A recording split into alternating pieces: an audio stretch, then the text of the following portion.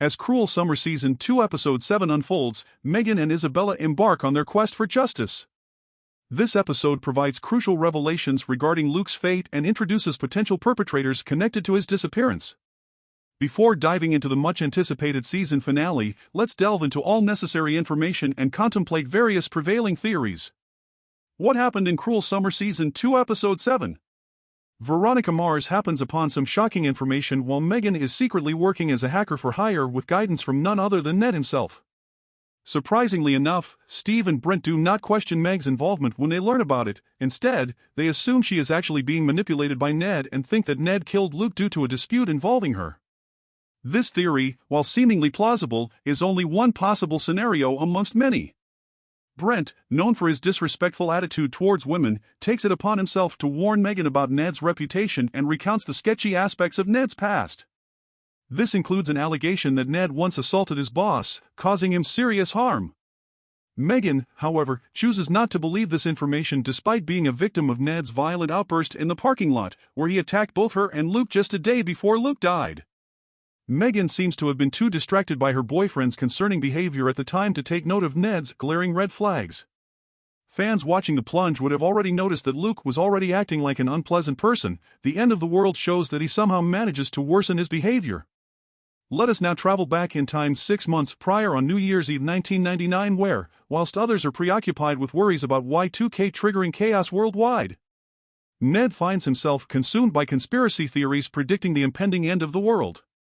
While all this is happening globally, Megan is more concerned with trying to understand why her best friend suddenly made a move on her boyfriend out of nowhere.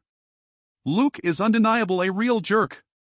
Interestingly enough, however, Isabella had actually ended her relationship with Luke so that he could be in a relationship with Megan instead.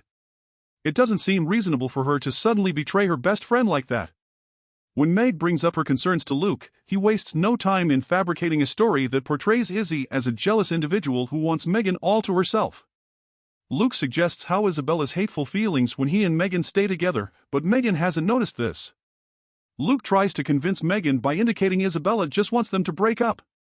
Despite his attempts, Megan doesn't appear entirely convinced. It goes without saying that being unpleasant doesn't warrant Luke's death. However, it does seem that his negative behavior played a role in his untimely demise. He clearly could have heeded Megan's desire to cancel the New Year's Eve party, but instead, Luke insisted on getting Y2 crunk with his friends. In contrast, he shouldn't have tried to kiss Isabella and then lied about it. He also should have refrained from bragging about it to all his friends in front of Meg. This girl was genuinely willing to believe you, my friend. Even after she confronted Isabella about the kiss and received a truthful response, Megan was still ready to support and stand by Luke. It must be noted that the jerkish version of Luke we witness now is quite different from the loving and caring loverboy Luke we witnessed during the scenes in July 1999. Following Luke's birthday party the morning after, he and Meg spend time cleaning up the house and closing up the cabin before an approaching storm. They also engage in flirtatious banter over walkie-talkies while exploring the woods together. Other than a brief encounter with Ned, it is an idyllic day filled with teenage romance that concludes with their first kiss at sunset. Now fast forward 6 months later, and Luke is shamelessly boasting about his ability to mistreat women. Megan's patience wears thin as she absorbs all that has been relayed to her. A surge of determination ignites within her as she races back to Isabella's side, an overflow of remorse alongside unwavering righteousness fueling her every step.